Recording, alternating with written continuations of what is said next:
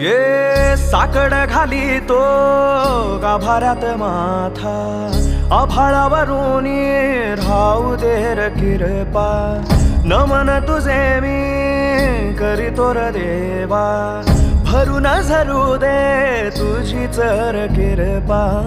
हिमतीचं बीज दे पोई तुझ्या दारची, उभं राहू वादळी ना भीती कुणाची.